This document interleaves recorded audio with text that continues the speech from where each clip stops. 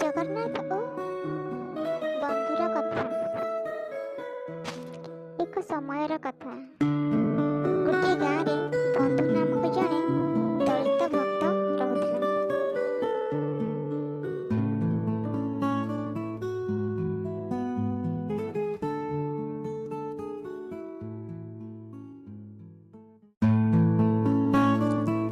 ସେ ମହାପ୍ରଭୁ ଜଗନ୍ନାଥଙ୍କୁ ଅଗ୍ରହଣୀୟ ଭକ୍ତି କରୁଥିଲେ।